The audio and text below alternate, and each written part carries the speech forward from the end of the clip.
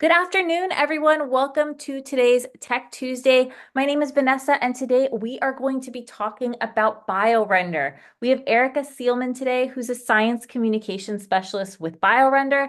She's going to be talking about how to really enhance your grants with some of the features that are available in the app itself. Before we get started, I just wanted to let everyone know I am recording today's session. So if you want to go back and review the content or even share it with some of your colleagues who may not have been able to attend today, I'll be sending up a follow-up email later today with a link to that recording, as well as other information about how to access BioRender.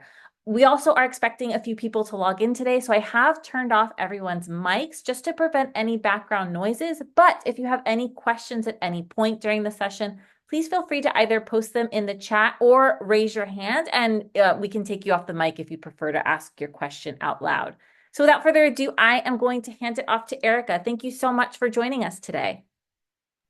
Of course, thanks for the introduction, Vanessa. Thank you all for joining me on your Tech Tuesday. We are going to be going over some tips for creating very strong grant figures using BioRender. If you do have any questions about joining the license or about BioRender more generally, I have my colleague's email down here. Nikki is your go-to contact at Cornell, so you can always reach out to her. Just a little bit about me and to add a face to the voice that you're hearing. My name is Erica. My pronouns are she, her. I do have a science background. I completed my bachelor's of science in neuroscience, and my master of science was in physiology and biophysics. I was studying sex differences and right-sided heart failure at Dalhousie University, which is one of the largest schools on the east coast of Canada, still in Canada. And now, as Vanessa said, I am a science communication specialist at BioRender. And what that means is we know that science is hard. That's where all of you come in. Graphic design can also be a little bit tricky. And so our goal really is to make it a little bit easier for everyone involved. And I like to say that I speak the lingo, at least some of it, because of my time in research as well. So that's why I'm here to help connect those dots. Now, Vanessa did just go over questions for this session. Like she said, feel free to raise your hand or comment in the chat. Even if your questions are not directly related to whatever it is that I'm speaking about, please feel more than free to ask. This session is for you. I'm here today to hopefully make your lives just a little bit easier when it comes to creating these figures. And so I am happy to answer any and all questions that you have. And so I also just wanted to bring this back to our mission at BioRender, which is to accelerate the world's ability to learn, discover, and communicate science. Again, science is hard. All of the pieces of the puzzle can be tricky. And so we're trying to help connect those dots. And today we're focusing on grant figures. We do have other sessions, or some of the tips that we're going to talk about today can be generalized to other types of figures as well, like presentations, applications, protocols. And so if you find yourself describing something, an effect, a protocol, whatever it might be, I definitely recommend that you include a figure to augment that explanation. A figure can say thousands of words if you have a strong enough figure. The other reason that we're talking about grants specifically is that researchers spend an estimated 25% of their time writing grants. And that is a lot of time. I imagine that you probably don't want to spend 25% of your time writing grants. You probably like to get back to the good stuff. And so we're going to talk about some of the common pitfalls that you can avoid to submit successful proposals. We're going to go over, again, some of the biggest tips that we've gotten that we've received from speaking to grant agencies and getting feedback directly from them. The only disclaimer I need to add for this is that nothing can substitute reading the application, reading the fine print, making sure that what you're creating fits what they're asking for. Well, we have some really great rules and again, graphic design elements. Nothing substitutes reading through the application that you're submitting for. And so the other thing that I want to bring up is that often when you are submitting a grant, the first thing that the reviewer is going to read or look at are your figures. And we've heard from scientists that figures are often the last part of what they're creating from their grant. They're kind of just that extra thing that sometimes they forget about that they decide might help at the end.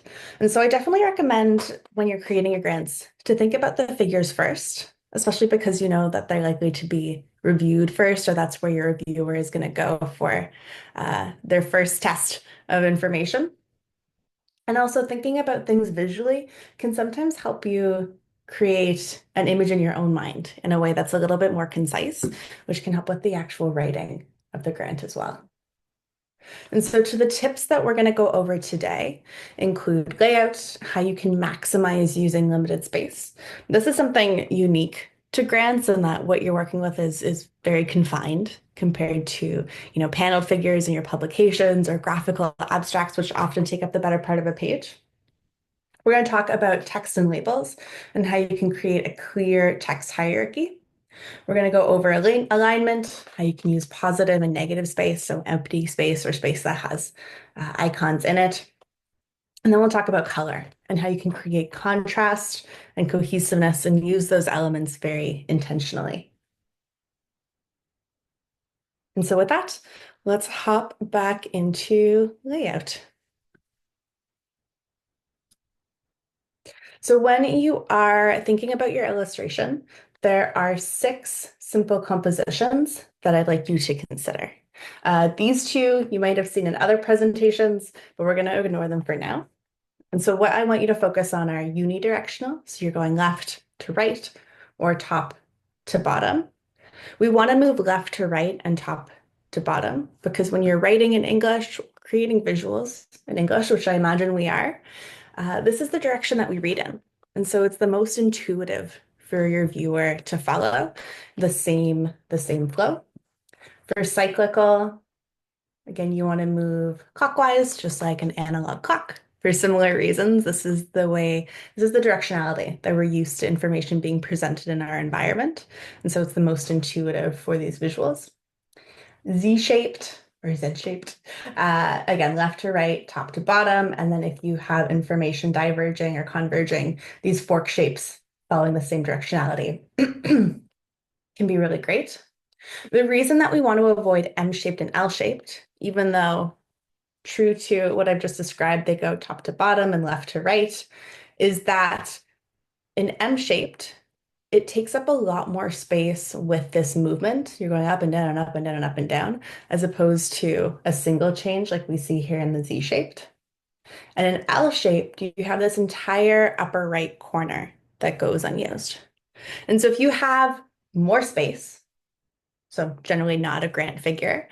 These can be really great flows, but when you're working with a very limited space, you want to make use of every inch that you have. And so M-shaped and L-shaped with this kind of, I don't want to say waste of space, but with space that's more unused or again, focused on just moving up and down through the process is generally not your best bet.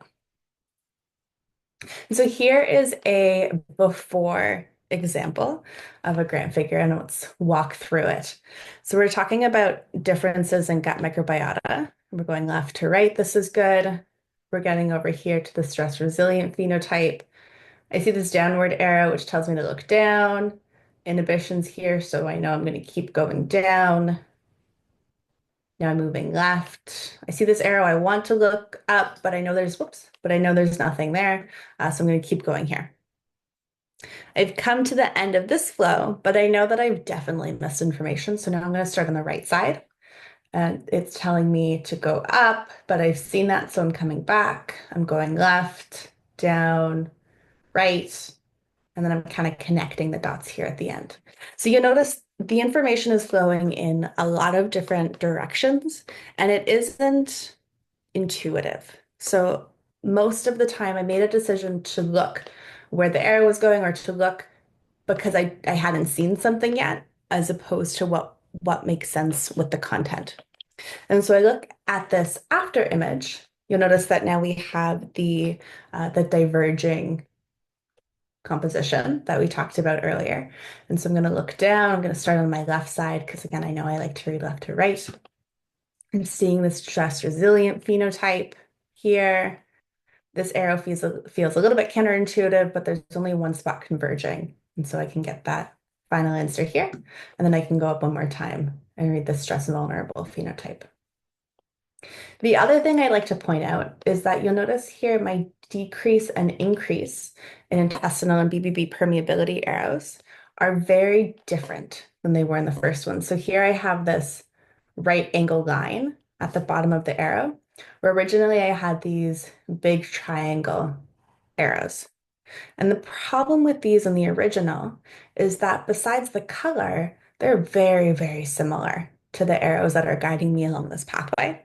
So you want to make sure that you're picking different arrows, different icons, different, whatever it is when you are showing different things. The other reason I really like this example is because we have the elements diverging and then converging again. And these actually don't fit into any of the simple compositions that I showed you, at least not perfectly. And I like that because it leads me to the point that, well, I'm going to give you some rules, some guidelines, some tips today. Again, science is hard, science is complicated, and it's often hard to put it into a perfect box. And so if it doesn't fit perfectly, that's okay, as long as you're really focused on the intention behind the rules, which is that left to right, top to bottom is simpler, and that you want to make sure you're using up as much of your page as possible, especially because you're working with a limited space. And the last tip, again, that we can really take away is to use different elements, different icons, again, different arrow types when they're showing different things. And that leads me to text and labels. But before I jump into that, I did want to pause. Does anyone have any questions about what we've covered so far?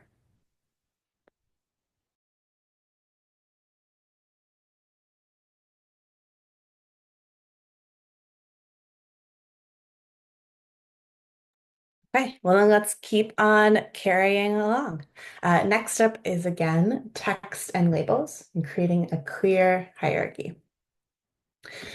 First question is often, what is a text hierarchy? And text hierarchy is just how big and bold or italicized and small your text is. If you liken it to creating the body of your grant or any other manuscript, you have rules for your header, for your title, subheading 1, 2, 3, 4, all that good stuff. And you want to create the same clearly defined rules for your visuals as well. The only difference with your visuals compared to the body of your text is that, again, there's a little bit more wiggle room in where your viewer is looking next on the page. And part of that has to do with the cues that you're giving them via text. So even though this is big, or not big, sorry, even though this is first on your page, this is bigger and bolder. And so it's what you're going to look at first. And then you're probably going to look down and then go back because this top piece really doesn't catch your attention much. And so you want to be intentional with your text as well. So when we look at this example, I'm noticing a lot of different text formatting. So I have my part 1 and 2, big, bold at the top. That looks clean to me. For my objectives, the words objective 1, WP1, followed by what the actual objective is, are different. So this is italicized, whereas the word objective is not. So these are two different pieces of visual information for one clear element. So that's something that I'm going to want to clean up a little bit. The other thing I'm noticing is that some of my labels here are different sizes. My text over here also feels a little bit small. One distinction again between grant figures and other figure types is that because you're working with a very limited space on grants, you want to try and use fewer words and you want to make those words bigger. They should always be very clearly legible on your page. The other thing I'm noticing is that in these milestone boxes, we've separated the word milestone again from what the actual milestone is using different fonts and colors. And this can be confusing as well. And to my last point, when we talk about, being consistent, making sure things are big and obvious and easy to read, a good way to do that is to make sure that they also feel very uncluttered. And so when you have extra visual information like different fonts, whether it's bolded or not, colors, color blocking here, that adds maybe not extraneous scientific information, but extraneous visual information. And so you want to try and make that as concise as possible. And so if we look at this after image, you'll notice the words objective and what the actual objectives are consistent. You'll notice milestones match the words objective, and that we removed this extra block, this extra square around the word milestones. You'll notice that the font size, the text size, sorry, has been increased in the graphs that we have, and that when necessary, we've turned them on the axes as well. The other very obvious difference between the two is the background color. So when you look at the first one, these bright lines around the illustrations and around the objectives again, they're colorful, right? They're colorful, they're bright, they draw your attention away from some of the science. And so by muting these colors and making them fall into the background with these clear boxes helps to balance the illustration by filling up the space without calling your attention to those elements. And so this is an example of some of those design choices you can make as well. And again, we're going to talk about color very soon in its own right. So does anyone have any questions about text and labels before I move along to alignment?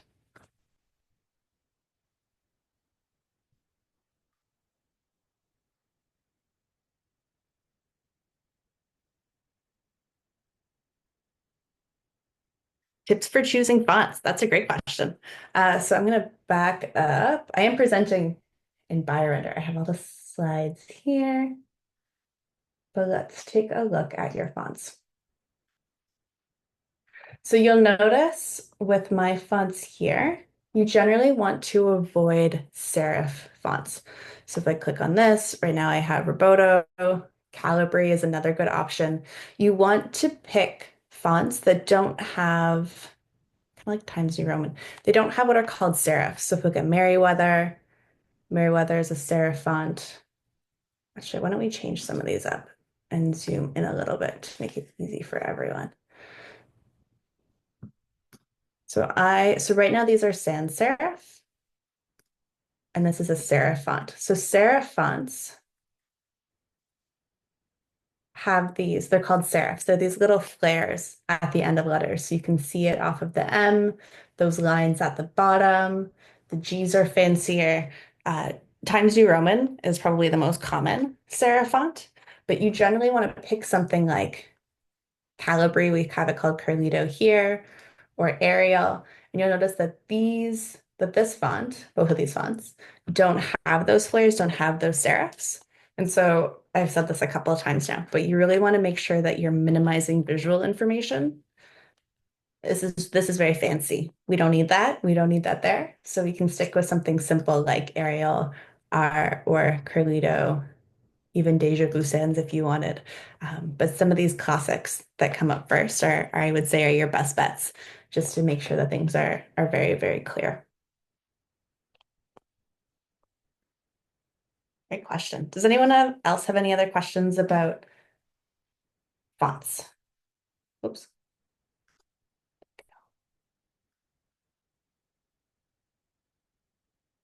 Yeah, of course. Okay. I'm not seeing any others. So next on my list, we are talking about alignment. Oh, other question. Is mixing fonts bad? Is it ever useful? Great follow-up. Generally, you want to keep it consistent because, again, when you have a bunch of different fonts on your page, it can look a little bit confusing and messy. People like what looks good, and consistency generally looks the best. The reason that you might want to switch to a serif font is if you're illustrating something or writing about something that has, oops, add to my box here, a lot of L's or ones or I's in a line. Uh, and so with the serif fonts, you notice the I's look very different from the lowercase l's and the ones, where in my other fonts,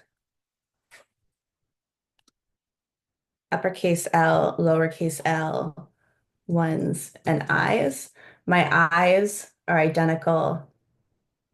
I think I just showed these. My I's and my L's are identical, where that isn't the case below. So if you're talking about something like, trying to think of an example. Whenever you have a variable, if you've assigned it something, or if you're working with lengths or anything like that, you might want a serif font so that's a little bit clearer. We do have symbols as well. So that's a case where you could bring some of these in and work with them too to make them really stand out. I see another question in the chat. Is there a recommended size for general text versus headings? Yeah. So if you click on our text boxes up at the top when you are adding them in, we have our recommended settings for each of these things. So text we have as 14, citation is 9, paragraph is 11, subheadings are 20, and headings themselves are 24. And so you can pick those boxes, and if I click on a subheading box, it'll bring in that size that it recommends. The only disclaimer I will add for this is sometimes it depends on the presentation size that you're working with. And so you may have noticed I keep hitting this button, which is the reset zoom button. And it's making my page really small. And that's because I'm on a 36-inch monitor. And so compared to my monitor, this is the right size. This is about 17 inches long, but it's very small compared to where I'm working. So I've actually probably should have made these slides bigger, changed my canvas size if I was going to work with something like this. Oops. And so that's just my disclaimer that even though this is small, it looks big when I have it up like this. And so in general, if you are creating different fonts, it matters more. So if you are creating an illustration and you are presenting online, it matters more what it looks like than what it actually is. And so that's something to be mindful as well. For your grants, though, I'd say these text boxes are a great way to go.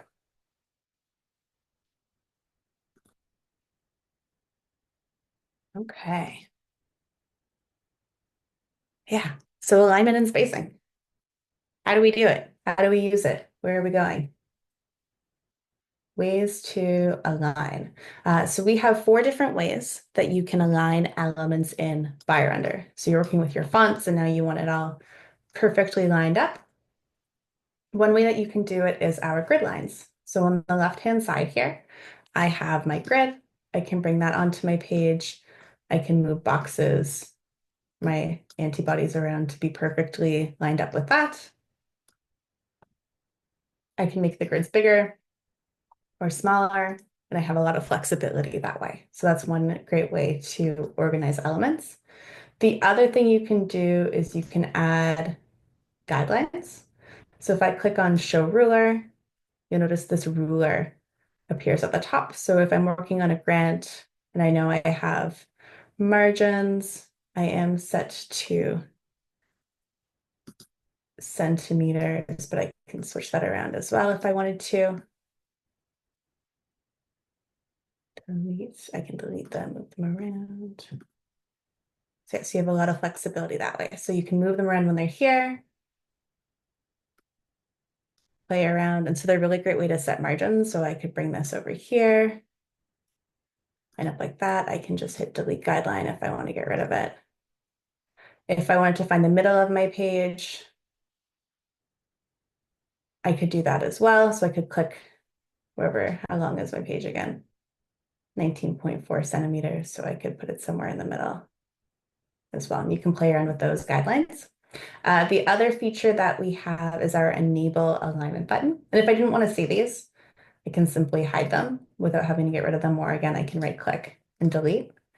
The nice thing about them is if I were to preview my illustration now, this is what it would look like if I were to export. You'll notice that I don't have that dotted line here. You're not actually adding lines to your page. They're purely a visual tool for you to organize your information. The other feature that we have is our enable alignment. So you'll notice when I'm moving my icons around, I have these red and purple lines appearing that orient me to other elements on the page. So if this purple line tells me that it's evenly spaced, red line helps me know that it's lined up with the edges. And this works for finding the middle of the page as well. If I don't want to see those anymore, I can go into View on the top left, down to Enable Alignment. The check mark's here now, but if I were to click, it's no longer going to pop up. And if I want to bring it back, again, back to View, and then click on Enable Alignment. The last feature for alignment, and my favorite, is our Align feature, our Align button. So I can select these all manually. I can click, click, click. I'm just holding Shift. The other thing I can do, actually, because they're all the same, is I can click on one and then select Save Icon and bring them all up that way. And then I can go into Align. Align, I have 6 options. I can have them all meet at the top. I could have them meet in the middle. I could work with a vertical option. They meet in the center, so I can play around that way. Let's do the middle. And I'm noticing that these two are much closer together than these 4, but I'd really like the distribution to be even. So I'm going to go back into Align. Luckily, we have a Distribute Evenly button, and so I can click on the horizontal option, and now I know that they're all evenly spaced. And so when you're working on text and you want your text boxes to be lined up with certain components, or if you do have a protocol and you want to make sure that your 1, 2, 3, 4 labels throughout that process are consistent, these are really great tools to be able to accomplish that. Does anyone have any questions about alignment? I just have one more example here for it. And so just to put some of that in action, 1, 2, 3, 4, I can double check that these are perfect. 5 and 6, they're actually not aligned. So this is good that I double checked. Again, I can have the meet in the middle. I can work that way. And this works for text as well. So for these two, I'm noticing these aren't perfect either. So maybe what we'll do is we'll have them meet on the left.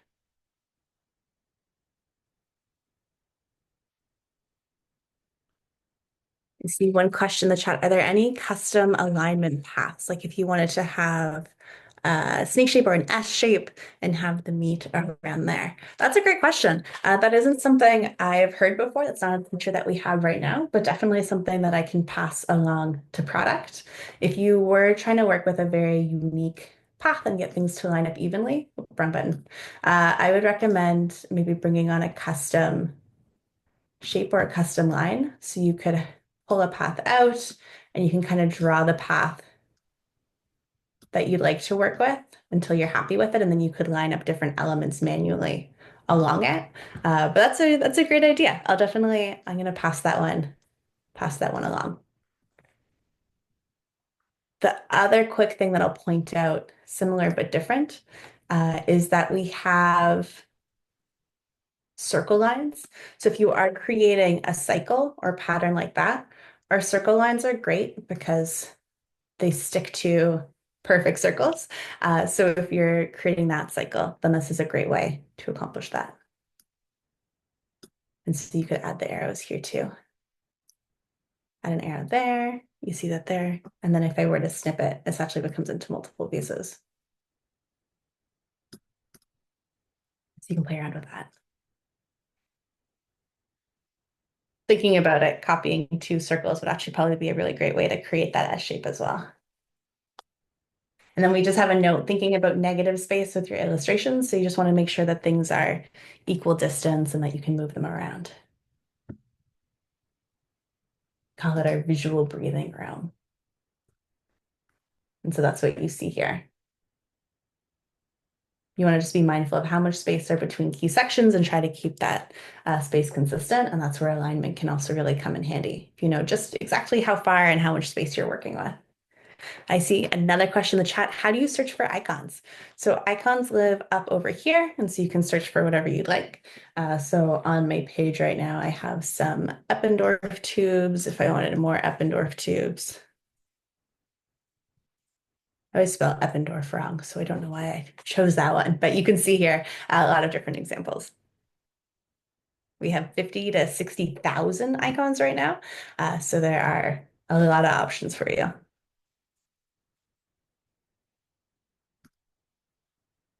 Okay, any other questions before we move into color?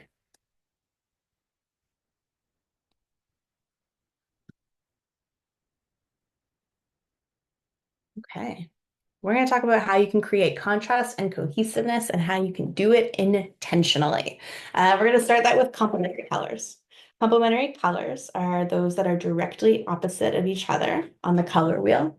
If you're not familiar with the color wheel, I recommend Googling it. You'll find so many options that are really great to kind of keep on the side while you're picking colors for your grand figures. And the complementary colors are the blues and oranges, greens and reds, purples and yellows. And what's important to know about them is that when complementary colors are placed side by side, they make each other feel brighter. And so if you're really trying to emphasize a specific part of your illustration, using complementary colors is a great way to do that.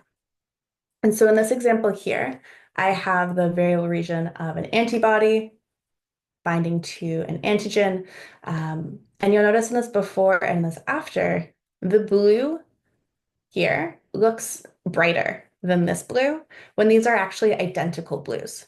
It's just because this one is up against the orange.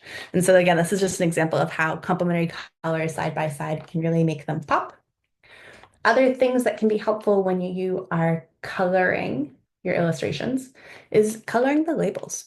So in this first example, I might think that the variable region are both of these upper segments until I look a little bit closer and I see that I have a V for variable and a C for constant. Whereas in the after example, orange matches orange and blue matches blue, and now I know. So I save those extra moments of thinking about it. And so you can imagine that when you get into very complicated science, saving your viewer those moments with connecting the dots with those associations can be really helpful. Again, people like what looks good, and what looks good is generally easy to understand, that sort of thing. Tom, I'm glad you asked about colorblind reviewers. We're going to talk about that right now. So when you are picking your colors, the other thing that you want to keep in mind is color contrast or color value. And this is how much white or black is mixed in with the colors that you're working with. So if I back us up too far, like this, shrink this a little bit. In the examples here, we have a blue on a magenta, a purple on an off-white, a red on a blue, and a light purple on a dark purple. If I were to look at this in grayscale, you'll notice that even though my fourth example was quote unquote the same color, it was a purple on top of a purple, it's the easiest to see the edges. And so when you're stacking colors, like the examples here, all four of these, you want to make sure that there is enough contrast, enough difference in how much white or black is in the colors that you're working with, so that if somebody is colorblind or visually impaired, they're still going to be able to make out those edges. And so the way that you can do that, we have a couple different options. So first, all of our preset colors, if I go into my edits here, they're all going to have, we don't need to stack these right now. They all have that contrast. So if we look at this in grayscale, you're always going to be able to distinguish all of those key elements with their presets. Just click in and show you. I like that in BioRender, you're able to test out colors while in grayscale. That's just a side note. The other thing that you can do is if you're trying to use very unique colors for whatever reasons or presets aren't working for you, you can pull up this color overlay palette. So you hit this plus, and when you're stacking colors, so again, when you're putting two icons or elements on top of each other, you want to pick colors from the vertical and avoid the horizontal. And that's because these have very similar value and these are different. The diagonal works too. Again, the key difference being that there is some vertical change in your colors. And so you can play around with it that way. And again, you'll notice when I picked the black, it's a little bit harder to see. So if in doubt, always just double check what you're working with, test it out in grayscale, and see. But our presets are a safe option for you. And so we look at this example, just kind of illustrating that effect. Um, right now, for everyone who can see color, we have this orange on this blue. And if I look at it in grayscale, I see the question in the chat. The button is right here, bottom on our visual toolbar. The orange DNA all but blends in into the nucleus of our cell. And so this is generally not something I'd recommend. And if you can see color, just because of how bright the orange and blue are, remember those are complementary colors. So that's probably part of the reason they look so bright if you can see color. And they're here. And so in this case, again, I might put it into grayscale, bottom button, open this up, and test out my options in grayscale before going back to something else. So you can play around with it that way. And so again, just showing some of the differences that we have in colors and playing around with that.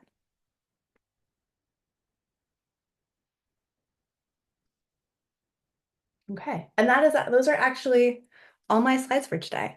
So if you do have any questions, Nikki is a great person to connect with. I'm going to put her name in the chat for you. But yeah, happy to take any more questions now. We have some extra time set aside just for that. And if after the session something isn't working, you have other questions, more like what does this button do? How does this work? Then support@biorender.com is a great resource, or else this help button here. And so I do see, do we have a YouTube channel for learning BioRender? We don't have a YouTube channel, but we do have a learning hub. So I can go into my gallery, out of our presentation. I'll just give it a moment. And then Learning Hub was the top button all the way to the right here. And so you can play around here as well. I'm going to copy this and drop this in the chat for you. My one disclaimer about the Learning Hub, these are great demos. And they go over things like some of the color stuff that we talked about or playing around with that. BioRender has been growing and evolving, and we've been including so many things so quickly. So just a disclaimer that some of these are a little bit out to date.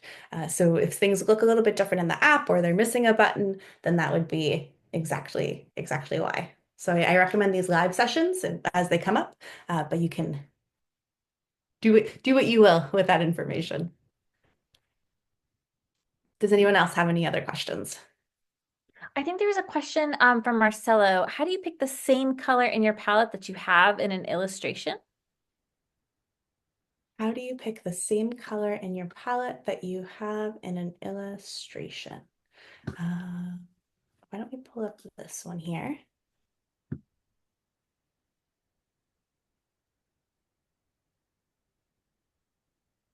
Okay, so if you would like colors to match, you have a couple of different options. So I'm actually going to duplicate this one a little bit.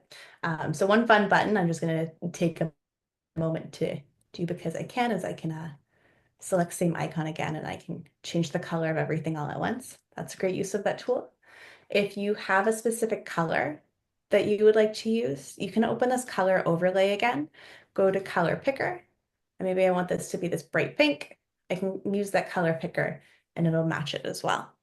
So that's a really great way to color match options that you're working with is that overlay. And again, the color picker that we have at the top here. Thanks for calling that out. Sorry I missed you, Marcelo. Oh, no problem. I actually had a question too, just because it comes up with a lot of different design software. If somebody wanted to use branded colors like Wild Cornell Red or something like that, and they have the hexadecimal code, can you point out where they would put that in BioRender so they can make sure they're using the appropriate branded colors where they need to? Yeah, of course. That would come out over here as well. So again, you can select an icon, you can click on the overlay, and then the hex code will be right here. So you Perfect. could drop that in as well. Vanessa, is that something that comes up often? Cornell and Cornell branded colors? It's something that does come up quite a bit for anything that needs to be published. At least for our external affairs team, they want to ensure that everyone knows where they can go to find the branded color codes and things like that, and then where they might be able to go in software to add those if needed. So it does come up a bit in these kinds of situations. Okay, perfect. Good to know. It's something we're working on right now, which is why I was curious about it, but Oh, yeah, stay perfect. tuned. Oh, great. Good to know.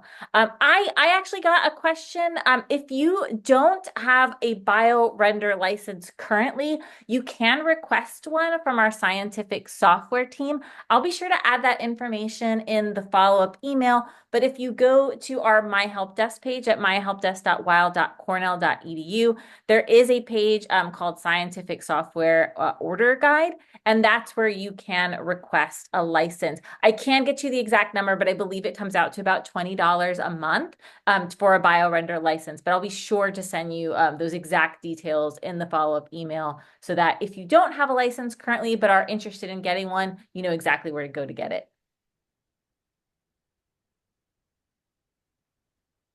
Are there any other questions that Erica can help with? We do have a few minutes left, so I just want to be sure we're able to answer your questions. Again, you can put them in the chat or raise your hand if you'd like to ask it off mic.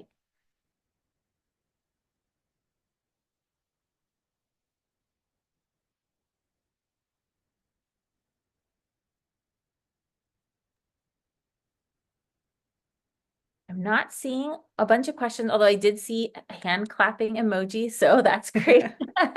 Thank you so much, Erica. We do appreciate this session so much. Oh, we just did a question. Are you sending the presentation slides? Is that something that you normally share, Erica, or is there like a link that you'd recommend everyone goes to find this information? We don't normally send our presentation slides. I believe you'll be getting the recording. In our templates, though, you can look for, what is it? I believe we have some for 201. Oh, not quite. Trying to remember the name. We do have some tips, template tips that we have here. Yeah, so if you search for a template, you'll find some tips for poster design. Here we have a graphical abstracts. And so a lot of what we talked about today is available in the app as well. And again, the Learning Hub, like I showed you before. Perfect. Awesome. I'll be sure to, again, if you signed in a little late, this session is recorded. I'll be sure to send you the link to that, and you'll be able to find the templates in BioRender as well. Thank you all so much for joining us. It looks like we don't have any more questions, but if you do have questions after the session is over, I will be sending Nikki's email to everyone that Erica has mentioned, and I'll also be sure to add the email address of our scientific software team at Weill Cornell. That's if you have any questions about licensing, that's the perfect place to go. So all of that will be in one convenient email for you later today. Thank you all so much for joining us. Erica, again, really appreciate you showing us more about BioRender, and I'll be sure to contact everyone later today. Thank you all so much and have a great rest of the day. Thanks, Vanessa. Thanks, everyone.